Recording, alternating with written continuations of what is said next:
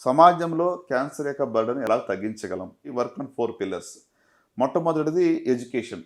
అవగాహన తీసుకురావడం. ప్రజల్ని ఒక శిక్షణ ఇచ్చి అవేర్‌నెస్ డ్రైవ్స్‌ని బాగా చేయాలని నంబర్ 1.